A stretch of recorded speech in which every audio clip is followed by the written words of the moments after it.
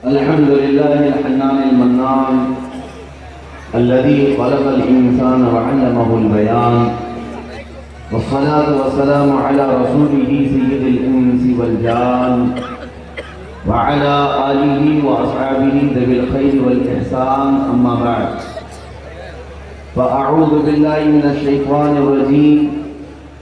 بسم الله الرحمن الرحيم. النبي أولى بالمؤمنين من أنفسهم، صدق الله مولانا العظيم. بارگاہ رسالت آپ صلی اللہ تعالی علیہ وسلم میں درود پاک کا ہدیہ پیش کریں.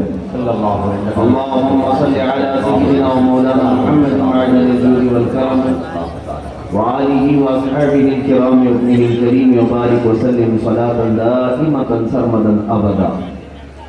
عزیزان اکرام وقار، آج کا یہ اجلاس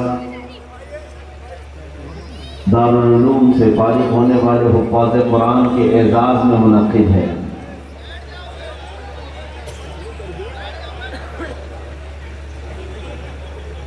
میرے عزیزوں، یہ حفاظ قرآن کے اعزاز میں علماء ذوی الاحترام کی تقریب میں منعقد جلسہ ہے، اور جب تک علماء پیدا ہوتے رہیں گے اللہ کا عذاب نہیں آئے گا. واہ واہ واہ واہ، سبحان اللہ سبحان اللہ. کیونکہ نبی پاک صلی اللہ تعالیٰ علیہ وسلم نے ارشاد فرمایا قیامت کے قریب علم اٹھا لیا جائے گا. تو علم کیسے اٹھایا جائے گا؟ صحابہ نے جب یہ پوچھا تو رسول کریم صلی اللہ تعالیٰ علیہ وسلم نے ارشاد فرمایا علماء اٹھا لیے جائیں گے، ان کے ساتھ علم بھی چلا جائے گا. اور جب علماء چلے جائیں گے تو زمین میں زلزلے پیدا ہوں گے اور فتنوں کا دور شروع ہوگا.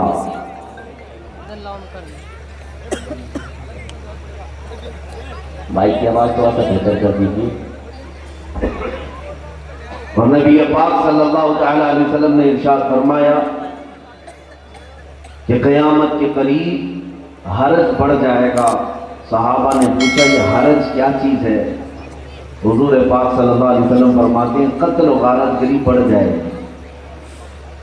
اور میرے عزیزوں، یہ وہی دور ہے جب علم والوں کی قلت ہونے لگ گئی، جاہلوں کی کثرت ہو گئی، اور قیامت کے قریب جتنے آثار نظر آنے تھے وہ تقریباً آنے لگ گئے. آج میں آپ کے سامنے جو چیز لے کر حاضر ہوں، اس دور میں اگر ہمارے پاس کوئی چیز باقی رہ گئی ہے تو کیا ہے؟ ویسے تو سب چھین لیا گیا ہے. ہمارا اقتدار، ہماری طاقت، ہماری قوت، ہماری سیاست، ہماری حکومت. صرف ہم کہانیاں سناتے اور ایک دوسرے کو شاباشی دیتے رہ جاتے ہیں کہ ہم وہ تھے، ہم یہ تھے. لیکن فی الحال کرنٹ سچویشن میں ہم کیا ہیں، اس پر بات کرنے کے لیے جلدی کوئی راضی بھی نہیں ہوتا. ہاں، یہ بات سچ ہے کہ آپ 700 سال تک حکومت کرتے رہے. یہ بات بھی سچ ہے کہ 3 بر اعظموں پر ہماری حکومت جاری رہی. یہ بات بھی سچ ہے کہ اسپین میں 700 سال تک تمہارے جھنڈے لہراتے رہے. یہ بات سچ ہے کہ افریقہ، یورپ اور تمام بڑے بڑے ممالک کو ہمارے اسلاف نے روند کیا تھا. لیکن آج کی کیفیت کیا ہے؟ آج کی حالت کیا ہے؟ وہ زمانے میں معزز تھے مسلمان ہو کر، لیکن آج ہمارے حالات دیگرگوں ہیں. ہمارے پاس جو چیز اب بچی کیا ہے اس کی طرف ہمیں دیکھنا ہے. علم بھی چلا گیا، اقتدار تو پہلے ہی جا چکا ہے. تمہارا جو رعب و دبدبہ تھا وہ بھی چھین لیا گیا.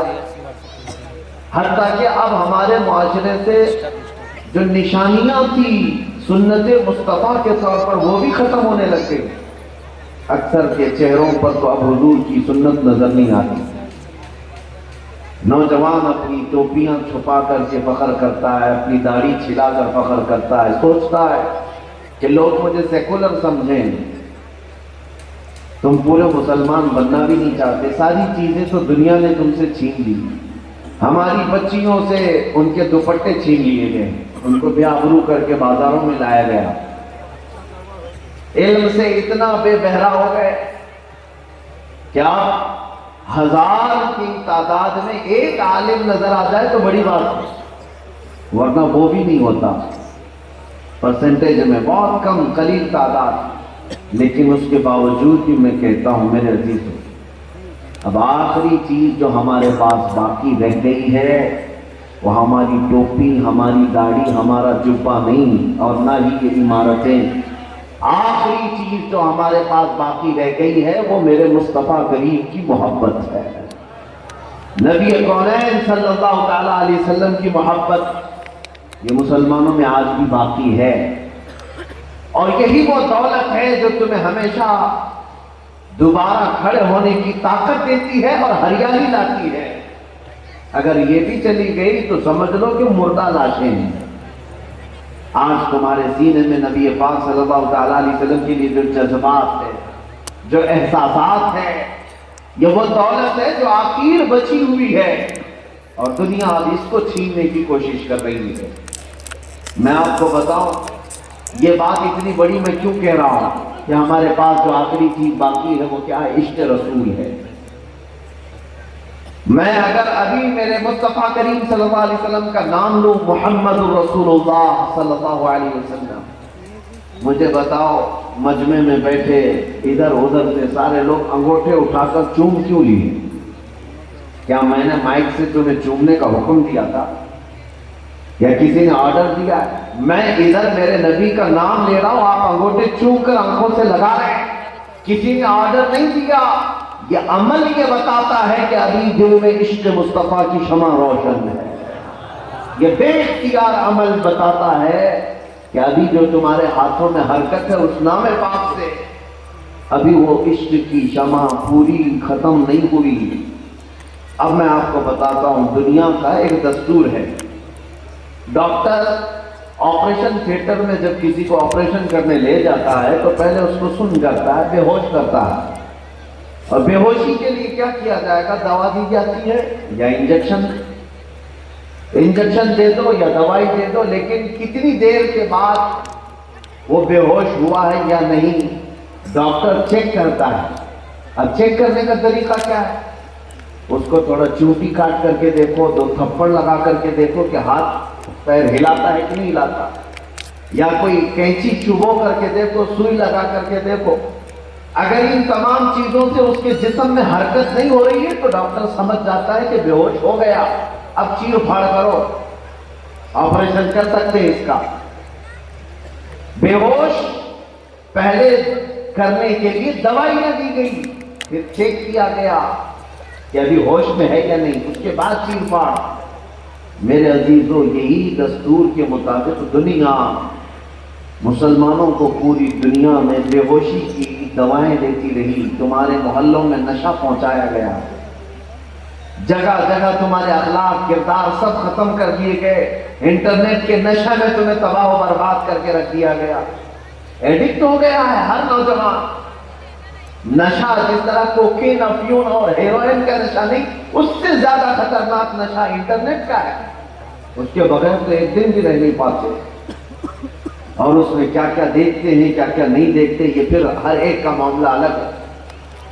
اس نشہ میں مبتلا کرنے کے بعد اب دنیا چیک کر رہی ہے کہ تم پورے سو گئے کہ نہیں، اب تم پورے بے ہوش ہوئے ہو کہ نہیں، اور دنیا جو چیک کرتی ہے اس کا طریقہ چونٹی کاٹ کر کے نہیں، وہ سب سے پہلے شان رسالت میں گستاخی کر کے دیکھتی ہے، نبی پاک کی شان میں توہین کر کے دیکھتی ہے کہ ابھی ان کی حرکت باقی ہے یا پورے بے ہوش ہو گئے۔ تمہیں نشہ بھی دیا گیا، چرس بھنگ بھی پلایا گیا، اخلاق و کردار سے عاری بھی کیا گیا، علم سے دور بھگا دیا گیا، سب کر کے اب دنیا چیک کر رہی ہے۔ اب یہ ایکسپیریمنٹ کا دور چل رہا ہے، جگہ جگہ جو کتے اٹھتے ہیں نشان رسالت میں بھونکتے ہیں، اسلام کے خلاف، قرآن کے خلاف، نبی پاک کے خلاف، اللہ کی ذات کے متعلق، یہ سب باتیں کیا ہیں؟ یہ اب چیک کیا جا رہا ہے کہ پورا معاشرہ بے ہوش ہے یا ہوش میں ہے۔ اور یہ صرف اپنے ملک کی بات نہیں کر رہا، پوری دنیا کی بات کر رہا ہوں، پوری دنیا میں یہ چیکنگ چل رہی ہے۔ عربوں کو تو انہوں نے ایسا نشہ دے دیا کہ عرب اب کبھی اٹھتے نہیں، کسی بات پر نہیں، وہ اپنی عیش و عشرت میں مصروف ہیں۔ چاہے کوئی حضور کو گالیاں دے دے، چاہے کوئی اسلام کی خوب توہین کر لے، عرب تو پورے بے ہوش ہو گئے، اور انگریز دنیا کو یہ پتہ چل گیا ادھر کا گھر تو بے ہوش ہے، لیکن بر صغیر ہند و پاک میں دیکھا گیا، گستاخیاں کر کر کے چیک کیا گیا، لیکن میں اللہ کی بارگاہ میں شکر بجا لاتا ہوں میرے ملک میں ابھی پوری بے ہوشی نہیں آئی۔ جب کبھی کوئی کتا بھونکتا ہے تو ہمارے جذبات اور ہمارے احساسات بیدار ہوتے ہیں، ہمارا ہر نوجوان پھر پکار کر کہتا ہے لبیک یا رسول اللہ۔ یہ تمہارے جو احساسات باقی ہیں، اسی بات پر میں نے کہا جو آخری چیز ہمارے پاس باقی ہے وہ محبت مصطفیٰ باقی ہے۔ یہ جب تک باقی رہے گی میرے عزیزوں بے فکر ہو کر کے رہو، طوفان آئیں گے، آندھیاں آئیں گی، لیکن یہ ویسے ہی موسم کے ساتھ ختم بھی ہو جائیں گے، لیکن جس کے سینے سے عشق رسالت ختم ہو گئی، محبت مصطفیٰ صلی اللہ تعالیٰ علیہ وسلم کی دولت نکل گئی، تو پھر اسے طوفان اور آندھی کے انتظار کرنے کی بھی ضرورت نہیں، ویسے ہی وہ مر چکا ہے، ویسے ہی وہ مر چکا ہے اور بک چکا ہے۔ آج کے دور میں دیکھ رہا ہوں چند لوگوں کو، ابھی ہندوستان بھر کے ماحول کو جن مولویوں نے خراب کیا، وہ کون لوگ ہیں؟ اچھی طرح سے پتہ ہوگا، دھرم سنسد کے نام پر مجلس قائم کر کے اس پر منچ پر بیٹھ کر سارے گرو دیوتاؤں کو بلا کر یہ کہنا کہ اللہ اور اوم ایک ہی ہے۔ ایک چھوٹے سے ہمارے بچے کو اٹھا کر کے بھی پوچھو، اس سے بھی پوچھو تو وہ بچہ بھی یہ کہے گا کون سی بیوقوفی کی بات کر رہے ہو، میرا اللہ اللہ وہ اکبر، بس ایک ہی اللہ ہے، اس کے ساتھ کوئی بچے بھی ہمارے نہیں کرتے، لیکن 70 سال کی عمر پہ پہنچنے والے بوڑھے جو چہرے سے مولوی تو دکھتے ہیں لیکن انہوں نے دین بیچ دیا۔ وجہ کیا ہے؟ جب دل سے میرے مصطفیٰ کی عظمت کم ہو جائے تو بندہ ہر جگہ بکنے لگ جاتا ہے، ہر تخت اور ہر حکومت کے ہاتھوں وہ بکنے لگ جاتا ہے۔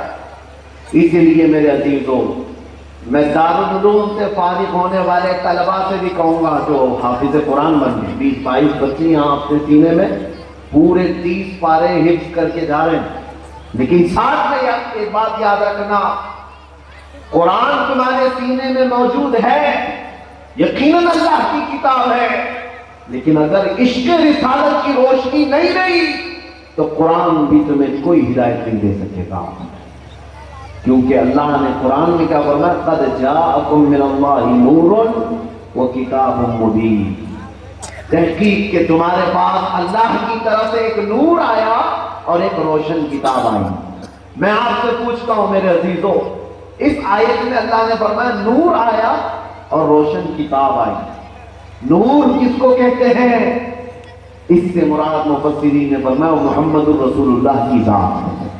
نور کا مطلب روشنی ہے، اور روشن کتاب قرآن ہے۔ اللہ فرماتا ہے تمہارے پاس رسول بھی آیا اور روشن کتاب بھی آئی، لیکن اس میں ترتیب تو دیکھو، آیت میں اللہ نے فرمایا قد جاءکم من اللہ نور، بے شک تمہارے پاس اللہ کی طرف سے نور آیا، یعنی پہلے رسول کی ذات آئی، وہ کتاب مبین، پھر روشن کتاب بھی ہے۔ پتہ یہ چلا کتاب پڑھنے سے پہلے روشنی کا ہونا ضروری ہے، اگر نور نہ ہو، روشنی نہ ہو تو کتاب نہیں پڑھی جاتی، اور اس قرآن پاک کو پڑھنے کے لیے جس روشنی کی ضرورت ہے وہ نور مصطفیٰ ہے، ورنہ ہم نے دیکھا ہے بہتوں کو جو قرآن تو پڑھ لیے لیکن اس میں ایسے ڈگمگائے کہ قرآن کا جب ترجمہ کرنے لگے تو کبھی نبی کو خطا کار اور گنہگار بھی ثابت کر دیا۔ نعوذ باللہ، آج بھی قرآن کے ترجمے مارکیٹ میں ملتے ہیں، کسی مولوی صاحب نے کہ لکھا اے رسول ہم نے آپ کو روشن فتح عطا کر دی تاکہ آپ کے اگلے پچھلے گناہ معاف ہو جائیں۔ رسول کے اگلے پچھلے گناہ کون سے ہیں؟ اللہ نے رسول سے فرمایا کہ تمہارے اگلے پچھلے گناہ معاف ہو جائیں۔ ایک عام بندہ بھی تمہارا دامن پکڑ کر کے پوچھے گا قرآن میں تو رب تمہارا کہہ رہا ہے کہ رسول کے اگلے پچھلے گناہ معاف کر دیے گئے ہیں، رسول بھی تو گناہ کرتے ہوں گے۔ نعوذ باللہ، یہ عصمت کا عقیدہ ہی ختم کر دیا۔ یہ بات کیوں آئی؟ جب قرآن کو بغیر نور مصطفیٰ کے بندہ پڑھتا ہے تو ایسی ہی اٹھیلیاں مارتا ہے، ایسی ہی تیر مارتا ہے، اور جو عشق مصطفیٰ میں پڑھتا ہے پھر جب وہ ترجمہ کرتا ہے تو کنز الایمان بن جاتا ہے۔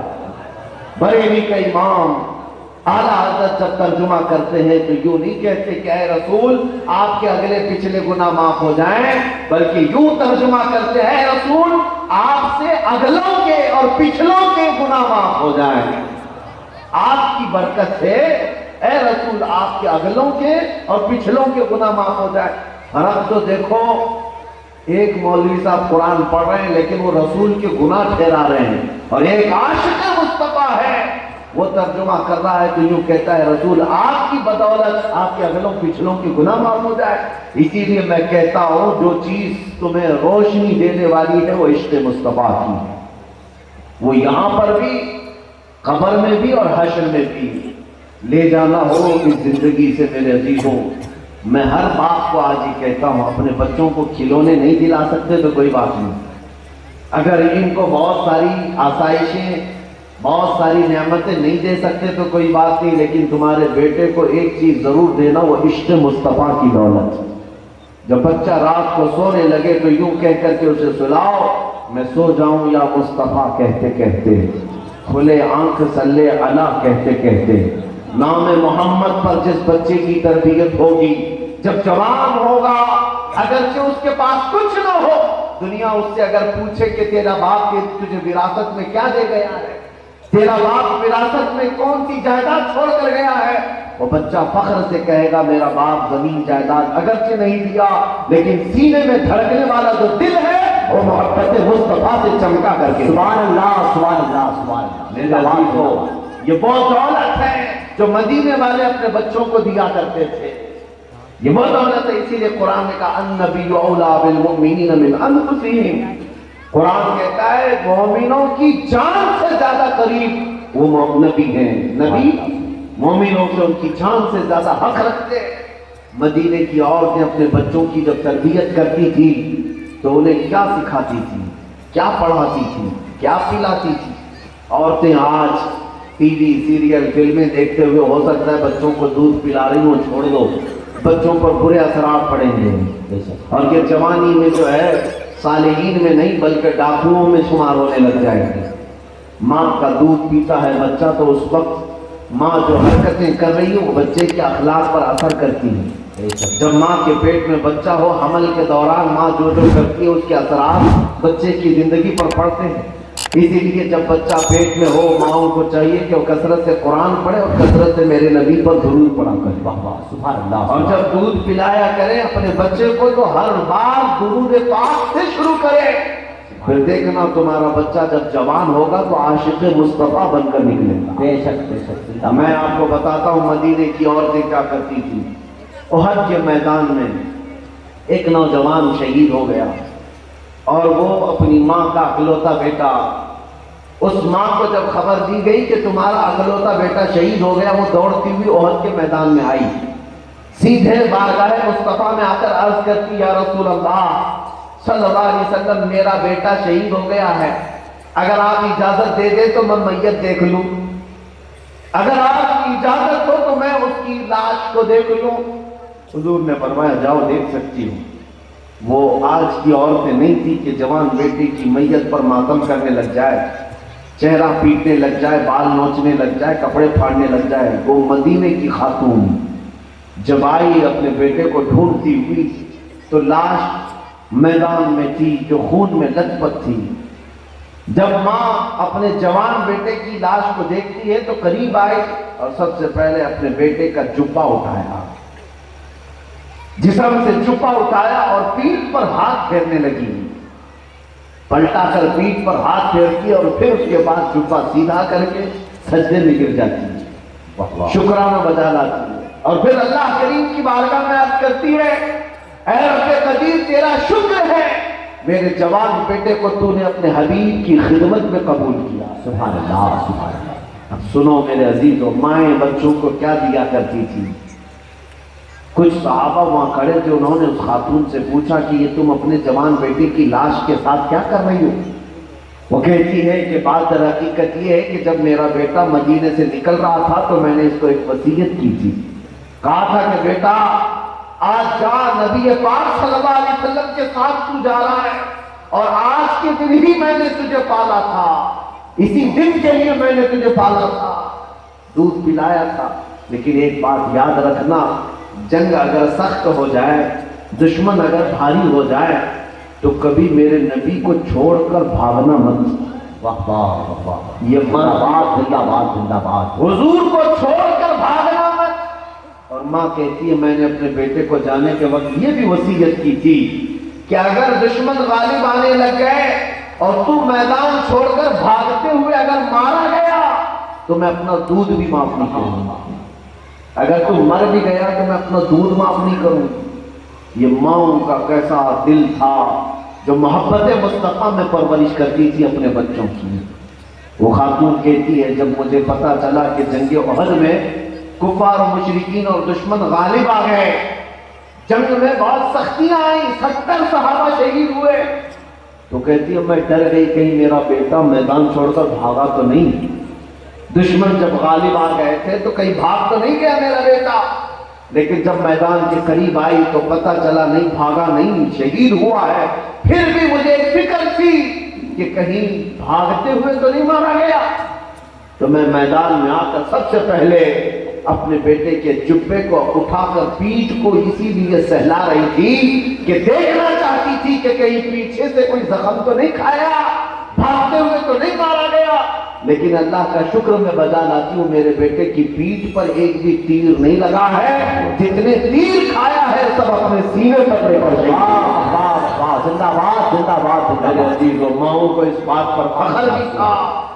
اسی لیے میرے عزیزوں، یہ جو دولت ہے جس کی تمنا امام اہل سنت فاضل بریلوی رحمۃ اللہ تعالی علیہ یوں عرض کرتے ہیں اللہ کریم کی بارگاہ میں، یا الہی جب رضا خواب گراں سے سر اٹھائے، قیامت کے دن کی بات کر رہے ہیں، خواب گراں کس کو کہتے ہیں؟ ایک لمبی نیند سو کر قبر سے جب ہم اٹھیں گے تو اعلیٰ حضرت کی تمنا سنتے ہو کیا ساتھ میں ہونا چاہیے؟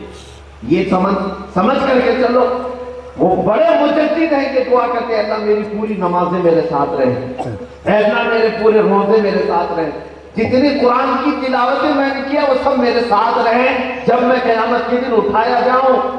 نہیں، بریلی کا امام دعا یہ کرتا ہے، یا الہی جب رضا خواب گراں سے سر اٹھائے، دولت بیدار عشق مصطفیٰ کا صحابہ، زندہ باد زندہ باد، دولت بیدار عشق مصطفیٰ کا ساتھ ہو قیامت کے دن، یہی چیز ہے جو تمہیں کام آئے۔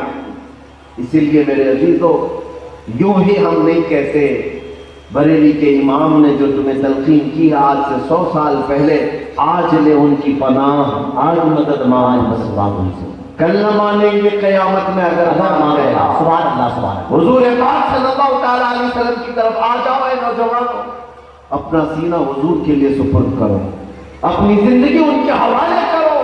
زندگی یہ نہیں کسی کے لیے، زندگی ہے نبی کی نبی کے لیے، نہ سمجھ مرتے ہیں زندگی کے لیے، جینا مرنا ہے سب کچھ نبی کے لیے۔ اس بات کو جب تم سمجھ جاؤ کہ تمہارے پاس جو سب سے اخیر میں دولت باقی ہے تو تم سیریس ہو جاؤ گے کہ مجھے یہ بچانا ہے، میرا تو سب لٹ گیا ہے، اب جو باقی ہے وہ میرے مصطفیٰ کی محبت ہے، اسے مجھے بچانا ہے۔ بعض لوگ مجھ سے ابھی کہہ رہے تھے، 2 دن پہلے کی بات ہے کہ آپ بہت سخت لہجے میں کچھ لوگوں کو بات کرتے ہیں، بہت تیکھے لہجے میں تیور بدل کر کے لوگوں کو، اتنے سخت لہجے میں بات نہیں کرنا چاہیے۔ قرآن میں تو آیا ہے ادعو الی سبیل ربک بالحکمت والموعظۃ الحسنہ، اللہ کی طرف لوگوں کو بلاؤ حکمت سے اور اچھی نرم بات سے۔ انہوں نے کہا کہ آپ اتنے سخت لہجے میں کہتے ہیں، میرے عزیزو قرآن نے یہ بھی کہا ہے جاہد الکفار والمنافقین واغلظ علیہم، منافقین پر شدت سے بات کرو، سختی سے بات، یہ ایمانی غیرت کا تقاضا ہے۔ ایمان باقی ہے نا اگر تمہارے پاس؟ جس کے پاس ساری چیزیں چلی گئی، آخر میں جو چیز بچی ہے وہ عشق مصطفیٰ، اس پر بھی اگر کوئی ڈاکو حملہ کرنے لگے اور تم کہتے ہو ابھی ہم نرم بات کریں گے، ہم نرمی میں بات کریں، ہمارے پاس اب بچا کیا ہے؟ وہ آخری چیز ہے عشق مصطفیٰ کی، اس کو اگر چھیننے کی کوشش کرو گے تو اب ہمارا لہجہ سخت ہوگا جی۔ اسی لیے اعلیٰ حضرت فاضل بریلوی رضی اللہ تعالیٰ عنہ نے فرمایا ہے، کل کے رضا ہے خنجر خونخوار برقبار، آدھا سے کہہ دو خیر منائیں نہ شر کریں۔ ہاں، دل آدھا کو رضا تیز نمک کی دھن ہے۔ اعلیٰ حضرت فرماتے ہیں دشمنوں کو تیز نمک کی دھن ہے، یعنی ان کو تیکھا سننے کی عادت ہے، ایک ذرا اور چھڑکتا رہے خامہ تیرا، اور ذرا۔ میرے عزیزو، میں آج آپ کے سامنے یہ بات عرض کر رہا ہوں کہ تمہارے پاس جو دولت باقی ہے وہ محبت مصطفیٰ ہے۔ یہ امانت، اتنی حفاظت کرو، اس کی اتنی حفاظت کرو کہ دنیا میں اب جو حالات بدلے جا رہے ہیں، کچھ بھی ہو جائے لیکن میں ناموس رسالت پر کوئی سمجھوتا نہیں کروں گا۔ سبحان اللہ۔ نبی پاک صلی اللہ علیہ وسلم کی عزت پر میں کوئی کمپرومائز نہیں کروں گا۔ جب تمہاری یہ جذبات ہوں گے تو دنیا تم سے شکست ضرور کھائے گی انشاءاللہ العزیز۔ ان آندھیوں کو چلنے دو، ان طوفانوں کو چلنے دو، ان ہواؤں کو چلنے دو۔ میرے مصطفیٰ کا فرمان ہے ایک دن وہ آئے گا جب ہر گھر سے اسلام کا پرچم لہرائے گا، ہر گھر سے اسلام کا پرچم لہرائے گا۔ میرے نبی کی اس بات پر مجھے اتنا یقین ہے کہ زمین اوپر جا سکتی، آسمان نیچے آ سکتا ہے، میرے مصطفیٰ کا فرمان جھوٹا نہیں ہو سکتا، اتنا یقین ہے، ہو کر رہے گا۔ لیکن آپ سے میں یہ کہوں گا اٹھو، وگرنہ حشر نہ ہوگا پھر کبھی، دوڑو کہ زمانہ چال اپنی چل گیا۔ آج قوت عشق سے ہر پست کو بالا کر دو، دہر میں نام محمد سے اجالا کر دو۔ اے سنی مسلمانوں، اے نوجوانوں، کیا اب بھی وہ وقت نہیں آیا تمہارے پاس کہ تمہارے نبی پاک صلی اللہ تعالیٰ علیہ وسلم کے لیے تمہارے جذبات بیدار ہو جائیں؟ اس نبی کے لیے جو رات رات بھر تمہارے لیے کھڑے ہو کر رویا کرتے تھے، اس نبی کے لیے جو بجلیوں اور بادلوں سے بے قراری کے عالم میں گھبرا کر دعا کرتے تھے کہ مولا یہ بجلیاں اور بادل میری امت پر عذاب نہ بن جائے، جو پیدا ہونے کے وقت معراج کی شکل اور قبر کی گود میں جانے کے وقت صرف یہی کہتے رہے رب ہب لی امتی، رب ہب لی امتی، جو نہ بھولا ہم غریبوں کو رضا، یاد اس کی اپنی عادت کی، واہ واہ واہ واہ۔ اے نوجوانوں، آج اس رسول پاک صلی اللہ تعالیٰ علیہ وسلم کی تعلیمات سے جو ہمارا بچہ بھول کر فراموش ہو کر بیٹھا ہے، کر کے بیٹھا ہے، یہی تو سب سے بڑا المیہ ہے۔ اقبال نے بہت سچے انداز میں کہا تھا، سبب کچھ اور ہے جسے تو خود سمجھتا ہے، زوال بندے مومن کا بے زری سے نہیں ہے۔ بے شک مومن کی زوال کا سبب مال نہ ہونا نہیں، بلکہ تمہیں معلوم ہے سبب کچھ اور ہے، سبب کچھ اور ہے جسے تو خود سمجھتا ہے۔ پھر اقبال آگے خود بتاتا ہے وہ سبب کیا ہے ہمارے زوال کا، طریق مصطفیٰ کو چھوڑنا ہے وجہ بربادی، طریق مصطفیٰ کو چھوڑنا ہے وجہ بربادی، اسی سے قوم دنیا میں ہوئی ہے بے اقتدار اپنی۔ پھر علاج کیا ہے اس کا؟ علاج کیا ہے؟ ایک ہی علاج ہے، ہمیں کرنی ہے شہنشاہ بطحا کی رضا جوئی، ہمیں کرنی ہے شہنشاہ بطحا کی رضا جوئی، وہ اپنے ہو گئے تو رحمت پروردگار اپنی۔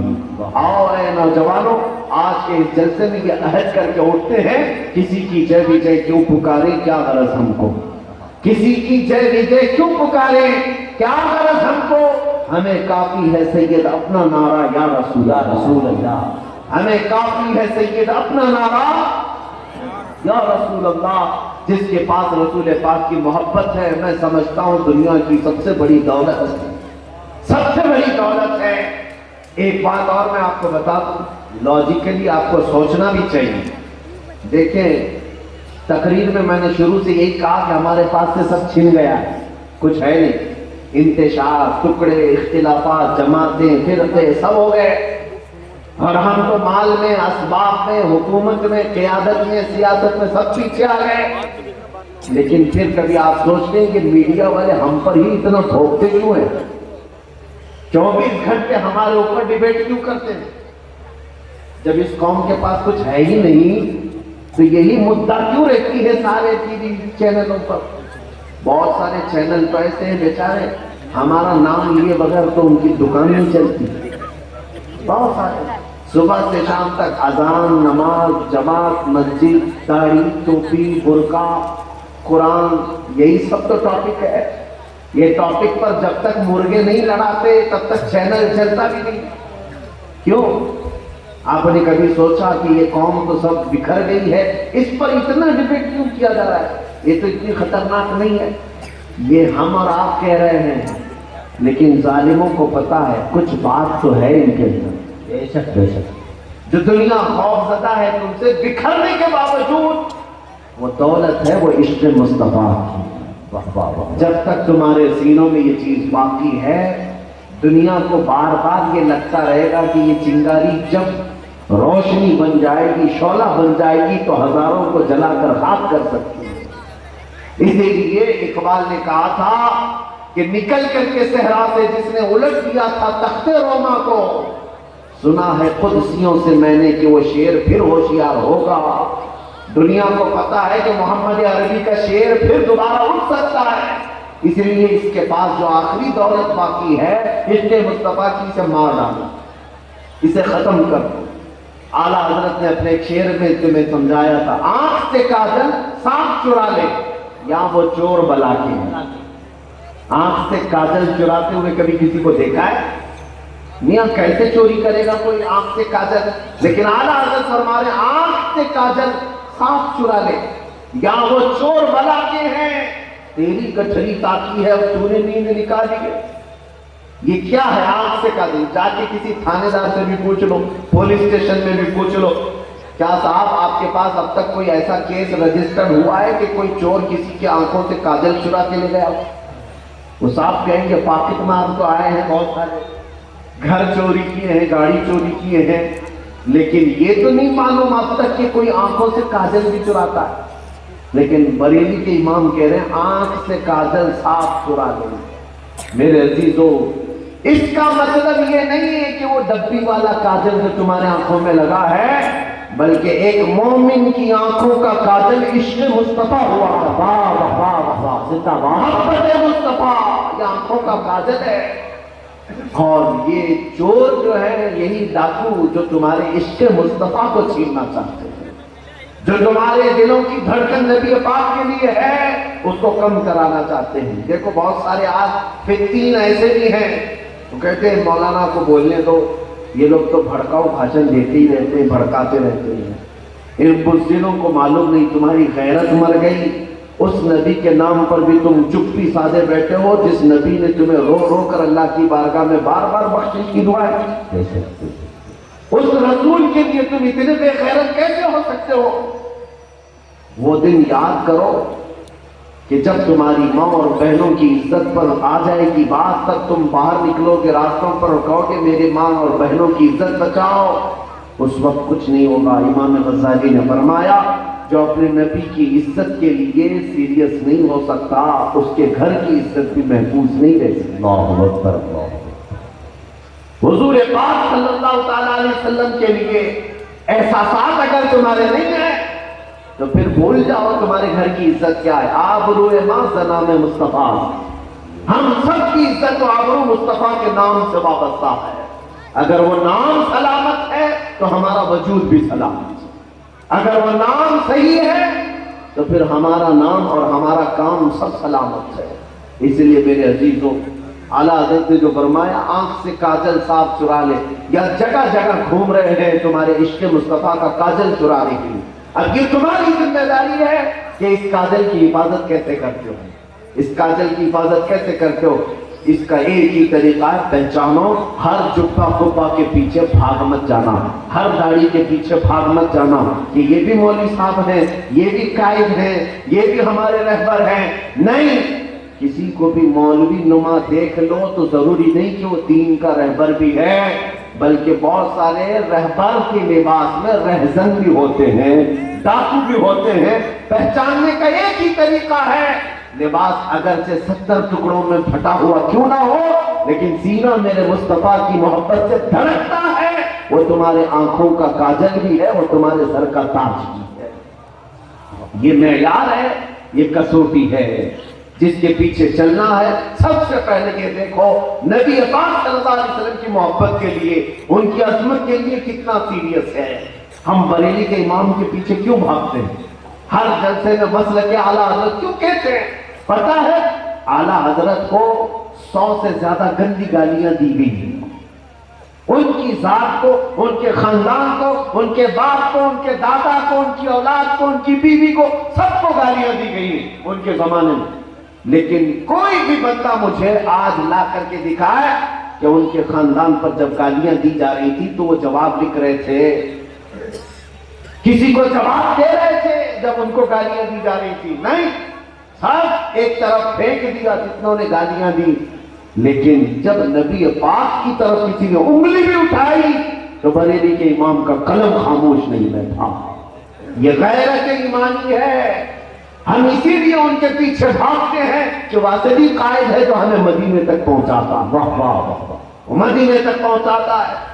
جب یہاں پر مولوی نما لوگ بھی بھوک رہے تھے کہ نبی پاک صلی اللہ تعالیٰ علیہ وسلم کا مقام اتنا بلند نہیں ہے، امتی عمل کر کر کے نبی کے برابر ہو سکتا ہے، نبی کو ایسا علم نہیں، ویسا علم نہیں، نبی پیٹ پیچھے کا نہیں جانتے، نبی دیوار پیچھے کا نہیں جانتے، یہ سب باتیں جب ہو رہی تھی تب امام اہل سنت فاضل بریلوی کا قلم یہ دکھ رہا تھا، یا رسول اللہ دنیا والے کیا کہتے ہیں اس سے مجھے کیا غرض ہے، میں آپ کے دربار میں یوں عرض کرتا ہوں، سرور کہوں کہ مالک و مولا کہوں تجھے، باغ خلیل کا گل زیبا کہوں تجھے، اللہ نے تیرے جسم منور کی تابش ہے، اے جانے جام جانے تجلا کہوں تجھے، تیرے تو وصف عیب تناہی سے ہے بری، حیران ہوں میرے شاہ میں کیا کیا کہوں تجھے، لیکن رضا نے ختم سخن اس پہ کر دیا، خالق کا بندہ خلق کا آقا کہوں تجھے، سارے اچھوں میں اچھا سمجھیے جسے، ہے اس اچھے سے اچھا ہمارا نبی،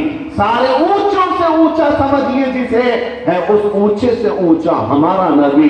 یہ بریلی کے امام ہی تو کہہ رہے تھے جب دنیا والے میرے آقا صلی اللہ تعالیٰ علیہ وسلم کی عزت پر انگلی اٹھا رہے تھے، تب نبی پاک کی بارگاہ میں امام اہل سنت یوں کہہ رہے تھے، آقا آپ کا مقام و مرتبہ کون جان سکتا ہے، خلق سے اولیاء، اولیاء سے رسول، اور رسولوں سے اعلیٰ ہمارا نبی، بجھ گئی جس کے آگے سبھی مشعلیں، شمع وہ لے کر آیا ہمارا نبی، جن کے تلووں کا دھون ہے آب حیات، ہے وہ جان مسیحا ہمارا نبی۔ عزیزان گرامی وقار، آج ہم اس لیے ان کے پیروکار ہیں کہ انہوں نے حضور پاک کی محبت میں جینا ہمیں سکھایا اور دل کو دھڑکانا سکھایا۔ جب دنیا والے اپنی عیش کے لیے جی رہے تھے، اپنے مطلب کے لیے جی رہے تھے، سیلفش ہو گئے تھے، تب انہوں نے ہمیں یہ تعلیم دی، نہیں، زندگی تمہاری اپنی نہیں ہے، لائف تمہاری خود کی نہیں ہے، خود سے انجوائے مت کرو، بلکہ کہو بارگاہ مصطفیٰ میں، یا رسول اللہ دہن میں زبان تمہارے لیے، بدن میں ہے جان تمہارے لیے، ہم آئے یہاں تمہارے لیے، اٹھے بھی وہاں تمہارے لیے، زمین و زمان تمہارے لیے، مکین و مکان تمہارے لیے، چنین و چنا تمہارے لیے، بنے تو جہاں تمہارے لیے، جو بندہ، جو اعلیٰ حضرت اپنا سب کچھ رسول اللہ کے لیے قربان کرتا ہو، پھر دنیا اس کا نام نہ لے تو پھر کس کا نام لے گی؟ آج اسی لیے چپے چپے سے، کونے کونے سے ہر کوئی بچہ پکار کر کے یہ کہتا ہے، ڈال دی قلب میں عظمت مصطفیٰ سیدی اعلیٰ حضرت پہ لاکھوں سلام۔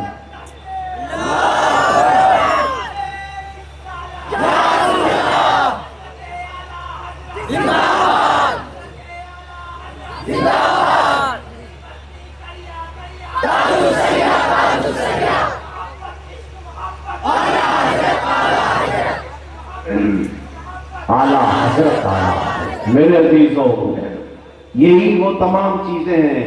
ان بچوں نے ابھی آپ نے نعرے لگائے، لیکن آپ میں سے کسی نے اعلیٰ حضرت کو دیکھا نہیں، لیکن نام کا نعرہ کیوں لگاتے ہیں؟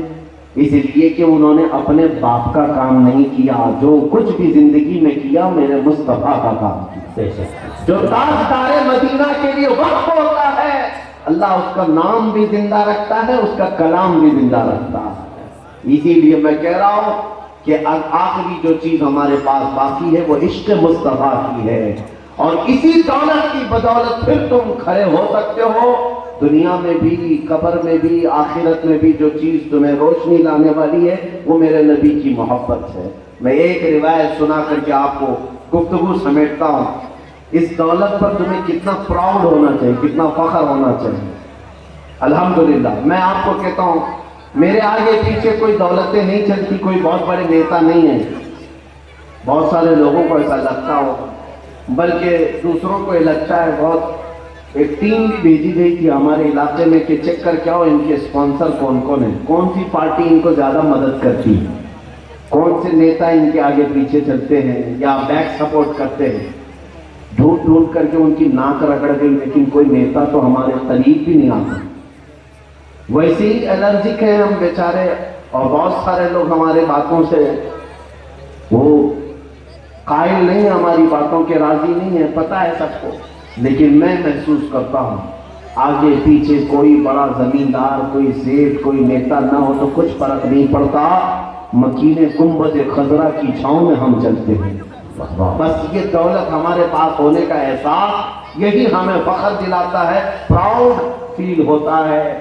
سیدنا عمر ابن خطاب رضی اللہ تعالیٰ مجلس میں بیٹھے ہیں، حضور صلی اللہ تعالیٰ علیہ وسلم صحابہ سے فرما رہے ہیں کہ میرے صحابہ تمہیں پتا ہے قبر میں جانے کے بعد کیا ہوگا؟ جب تمہیں دفن کر دیا جائے گا اور لوگ تمہیں قبر میں دفن کر کے چلے جائیں گے تو دو فرشتے آئیں گے، کالے چہرے والے، نیلی آنکھوں والے، دانتوں سے زمین کو چیرتے ہوئے آئیں گے، بہت ہیبت ناک شکل ہوگی۔ یہ رسول پاک صلی اللہ علیہ وسلم فرما رہے ہیں صحابہ سے، اور فرماتے ہیں کہ جب وہ آئیں گے تو تم سے 3 سوال کریں گے، تیرا رب کون ہے، تیرا دین کیا ہے، اور حضور کی طرف دکھا کر کہیں گے ان کے بارے میں کیا کہتا تھا۔ سب کو پتا ہے نا قبر میں سوالات ہوں گے، قبر میں سوالات ہوں گے۔ تو رسول پاک صلی اللہ علیہ وسلم نے حضرت عمر سے پوچھا ہے عمر جب تمہاری قبر میں فرشتے آئیں گے تم کیا جواب دو گے؟ توجہ سنیے، عمر ابن خطاب رضی اللہ تعالیٰ عنہ کا ایمان کیا ہے؟ حضور نے جب یہ پوچھا کہ تم کیا جواب دو گے، حضرت عمر کہتے ہیں یا رسول اللہ صلی اللہ علیہ وسلم پہلے آپ مجھے ایک بات بتا دیجیے، آپ مجھے پہلے ایک بات بتا دیجیے۔ کیا؟ پوچھتے ہیں حضرت عمر کہ آج میں جو آپ سے محبت کرتا ہوں یا رسول اللہ، کیا موت کے بعد بھی یہ محبت قبر میں باقی رہے گی؟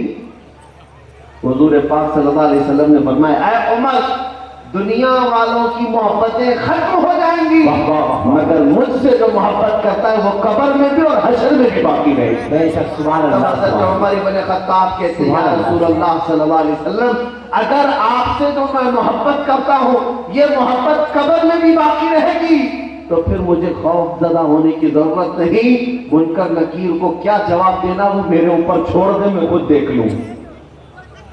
حضرت عمر فاروق فرماتے ہیں میں خود دیکھ لوں گا۔